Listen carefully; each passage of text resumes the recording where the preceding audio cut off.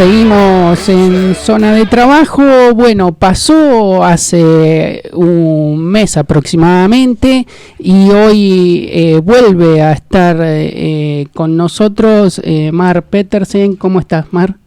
Hola Nico, hola Carlos. Hola, buenas tardes, ¿cómo te va? Otro ratito para hablar de poesía. Acá estamos, sí, la poesía proletaria del mundo. Qué bueno. Así que sí. ¿Y eso. hoy de quién vamos a hablar? Hoy traje para que hablemos brevemente y leamos unos poemas.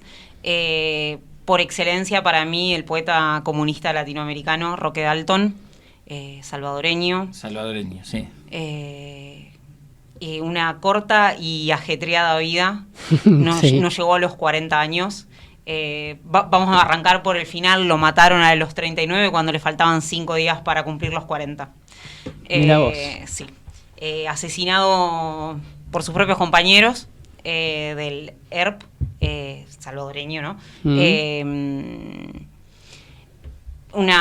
Después de muchas idas y vueltas, un quiebre dentro del Ejército Revolucionario del Pueblo salvadoreño y como dos corrientes, una más tranqui, por decirlo de alguna forma, ¿no?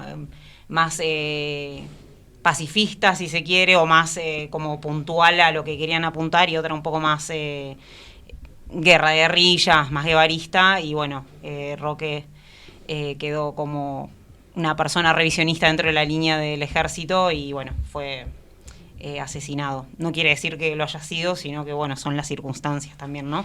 Sí, bueno, también para revisar ese tipo de prácticas. Sí, no, por obviamente, decirlo así. obviamente.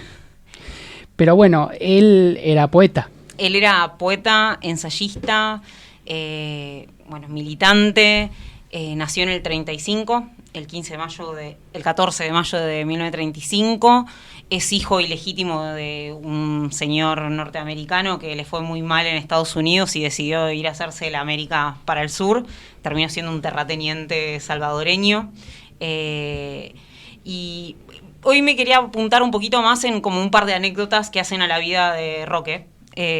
Una de ellas es esta: su padre era muy calentón. Se enoja con un banquero que no le quiere prestar plata, lo fajan los de seguridad del banquero, termina en un hospital, el tipo ya estaba casado, tenía una familia, todo, y conoce a María García, la enfermera que lo atiende, que es la madre de Roque Dalton. Claro, ahí. Así arranca la vida de Roque. Claro. Un padre con mucha plata que de lo único que se hizo cargo de su vida, que bueno, le vino bien supongo, era de su educación. Siempre se encargó de que fuese a escuelas buenas dentro de lo que era El Salvador. Obviamente cuando hablamos de escuelas buenas en 1940 estamos hablando de escuelas religiosas tradicionales. Él hasta avanzamos un poco en las anécdotas. Decide irse a estudiar Derecho a Chile, hay una anécdota de este momento en la que él era editor de una de las revistas de la universidad y tiene que entrevistar al muralista mexicano Diego Rivera, que Claro. es como su primer contacto con alguien marxista. Él contaba que en este aspecto Diego Rivera le pregunta como cuál era su posición política y él dice que era social cristiano. Él se definía a los 18 años, 19 años como social cristiano. Y le dijo literalmente que tenía 18 años de ser un imbécil y se fue, Diego Rivera. Y a pesar de esto, Roque Dalton tomó este comentario y empezó a interiorizarse en lo que era el marxismo. Y bueno, esto lo lleva a estar preso, a exiliarse, a viajar en 1957 a un encuentro de artes a la Unión Soviética, donde conoce, entre otras personas, a Juan Gelman. Mira, no donde sabía. conoce a algunos poetas de su región que no conocía, como Carlos Fonseca, que es nicaragüense, pero es la persona que después como lo puso en contacto con el sandinismo, digamos. Claro. Y a Nassim Hikmet. Tuvo la oportunidad de conocer en este mismo encuentro a nuestro Nassim amigo Hikmet, que es el poeta del que mes hablamos pasado. la vez pasada. Bueno, estuvo preso, hizo huelga de hambre, estuvo exiliado en México, estuvo exiliado en Checoslovaquia, estuvo exiliado en Cuba. Cuba fue para él una cosa muy importante donde en el... no me acuerdo el año, pero gana el premio de poesía de la Casa de las Américas. Casa de las Américas, sí. Y en el 69. Pero bueno, en Cuba también, para él Cuba fue lo que profesionalizó su escritura. Él dice en sus autobiografías o en las entrevistas que le han hecho en algún momento que Cuba fue lo que hizo que diga soy un escritor profesional, que ya es un término que no se usa mucho, ser escritor profesional, pero en ese sentido Cuba fue muy importante para él. Claro. Luego de eso, en el 73 vuelve a El Salvador y en el 75 lo ejecutan a él y a un compañero, que ahora no me acuerdo el nombre, pero le decían Pancho. Así que eso es como una vida ajetreada. Una vida ajetreada, menos de 40 años y viste como, bueno, acá estamos. En muchos casos es la vida de los poetas y la revolución, ¿no? En muchos casos. En más de uno, ¿no? O sea, que como podemos ver, bueno, como el caso que hablábamos en la columna anterior, Uh-huh. ¿no? Son experiencias de vida que vienen cargadas no solamente de poesía, Tal sino cual. también vienen cargadas de otras cosas. Sí, bastante. Que es interesante tenerlo en cuenta para los tiempos que corren, porque como vemos, Claro. van siendo Yo de soy plomo y de poeta, palabra. ahora vamos. Bueno, pero bueno, eso.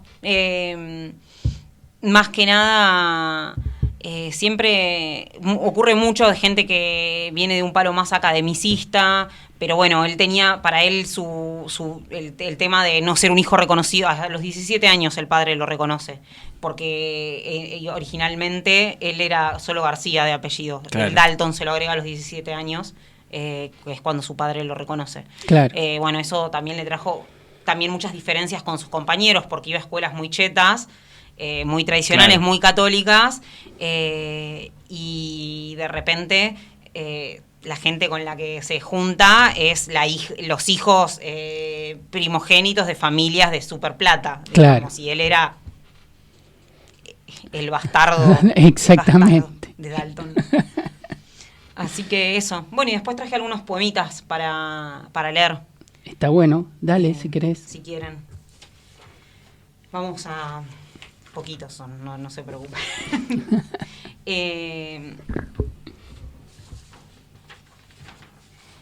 Como tú.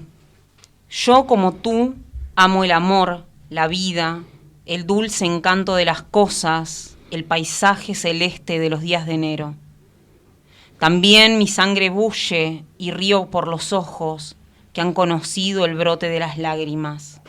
Creo que el mundo es bello, que la poesía es como el pan de todos, y que mis venas no terminan en mí, sino en la sangre unánime de los que luchan por la vida, el amor, las cosas, el paisaje y el pan, la poesía de todos. Este se llama Acta. En nombre de quienes lavan ropa ajena y expulsan de la blancura la mugre ajena. En nombre de quienes cuidan hijos ajenos y venden su fuerza de trabajo en forma de amor maternal y humillaciones. En nombre de quienes habitan en vivienda ajena, que ya no es vientre amable, sino una tumba o cárcel. En nombre de quienes comen mendrugos ajenos y aún los mastican con sentimiento de ladrón. En nombre de quienes viven en un país ajeno, las casas y las fábricas y los comercios, y las calles y las ciudades y los pueblos, y los ríos y los lagos y los volcanes y los montes, son siempre de otros, y por eso está allí la policía y la guardia, cuidándolos contra nosotros. En nombre de quienes lo único que tienen es hambre, explotación, enfermedades, sed de justicia y de agua, persecuciones y condenas, soledad, abandono, opresión y muerte. Yo acuso a la propiedad privada de privarnos de todo. Este que sigue se llama Buscándome líos. La noche de mi primera reunión de célula llovía. Mi manera de chorrear fue muy aplaudida por 4 o 5 personajes del dominio de Goya. Todo el mundo ahí parecía levemente aburrido, tal vez de la persecución y hasta de la tortura diariamente. Fundadores de confederaciones y de huelgas mostraban cierta ronquera y me dijeron que debía escoger un seudónimo, que me iba a tocar pagar 5 pesos al mes, que quedábamos en que todos los miércoles y que cómo iban mis estudios y que por qué hoy íbamos a leer un folleto de Lenin y que no era necesario decir a cada momento camarada. Cuando salimos no llovía más. Mi madre me riñó por llegar tarde a casa. Mis lágrimas, hasta mis lágrimas, endurecieron. Y el último, sobre dolores de cabeza, un hit, el hit. Sí. Es bello ser comunista, aunque cause muchos dolores de cabeza. Y es que el dolor de cabeza de los comunistas se supone histórico, es decir, que no cede ante las tabletas analgésicas, sino solo ante la realización del paraíso en la tierra. Así es la cosa. Bajo el capitalismo nos duele la cabeza y nos arrancan la cabeza. En la lucha por la revolución la cabeza es una bomba de retardo.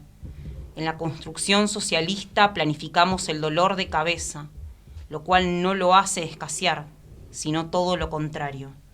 El comunismo será, entre otras cosas, una aspirina del tamaño del sol.